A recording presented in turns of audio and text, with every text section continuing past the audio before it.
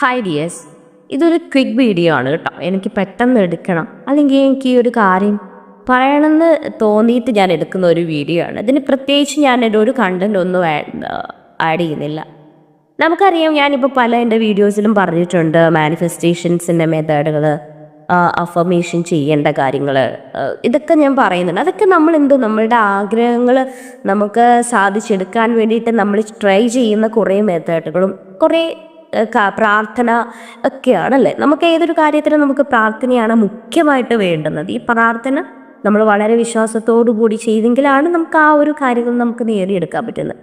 പക്ഷേ നമുക്കിതിലൊക്കെ ചെയ്യണമെങ്കിൽ നമുക്ക് നമ്മളുടെ മൈൻഡ് നമ്മളിലുണ്ടായിരിക്കണം. അല്ലെങ്കിൽ നമ്മൾ ഈ പ്രാർത്ഥിക്കുന്ന സമയത്ത് നമ്മുടെ മനസ്സ് വളരെ റിലാക്സ് ചെയ്ത് കാമായിട്ട് സമാധാനമായിട്ടിരിക്കുന്ന ഒരു മൈൻഡ് ഉണ്ടെങ്കിലേ ഉള്ളൂ നമ്മൾ ഈ പറയുന്ന പ്രാർത്ഥനകൾ നമുക്ക് സാധിച്ചെടുക്കാൻ നമുക്ക് പറ്റുള്ളൂ. പക്ഷേ പല സന്ദർഭങ്ങളിലും നമുക്ക് നമ്മളുടെ മൈൻഡിനെ നമ്മളുടെ കൺട്രോളിൽ കൊണ്ടുവരാൻ പറ്റില്ല. നമ്മൾ ഭയങ്കരമായിട്ട് വിഷമിച്ചിരിക്കുന്ന സന്ദർഭങ്ങളുണ്ട്.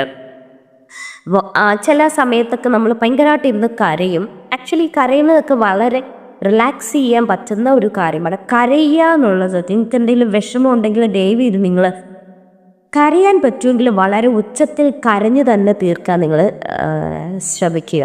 കാരണം ആ കരച്ചിലൂടെ നമുക്ക് കിട്ടാൻ പോകുന്ന ഒരു റിലാക്സേഷൻ എന്ന് പറയുന്നത് ഭയങ്കരമാണ്. അപ്പം നമ്മൾ എന്താ ചെയ്യേണ്ടതെന്ന് വെച്ചാൽ, ഞാൻ ഈ പറയുന്നത് വെച്ചാൽ, നമ്മളെപ്പോഴും ഒരേ മാനസികാവസ്ഥയിലൂടെ കടന്നു പോകുന്നവരായിരിക്കില്ല. 100% അത് തന്നെ പല സിറ്റുവേഷനിലൂടെ ആയിരിക്കും നമ്മൾ കടന്നു പോകുന്നത്. അപ്പോൾ എന്താ നിങ്ങൾ ചിന്തിക്കേണ്ടതെന്ന് വെച്ച് കഴിഞ്ഞാൽ, എൻ്റെ ഈ ഒരു സമയം, ഞാനിപ്പോൾ ഈ വിഷമിച്ചിരിക്കുന്ന ഈ ഒരു സമയം ഒരിക്കലും എനിക്കത് നീണ്ടു നിൽക്കുന്നതല്ല. ആ ഒരു സമയത്തേക്ക് മാത്രമേ ഉള്ളൂ നമുക്ക് ആ ഒരു വിഷമം നിൽക്കുള്ളൂ. ഒരു 10-15 മിനിറ്റ് കഴിയുമ്പോൾ ആ ഒരു ദുഃഖം നിങ്ങളെ വിട്ടു പോകും, അല്ലെങ്കിൽ ആ ഒരു ടെൻഷൻ നിങ്ങളെ വിട്ടു പോകും. അത് 100% ഷുവറാണ്. അതങ്ങനെയാണ്.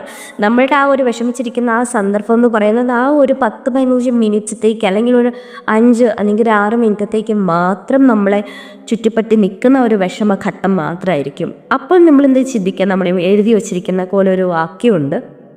എന്താണ്?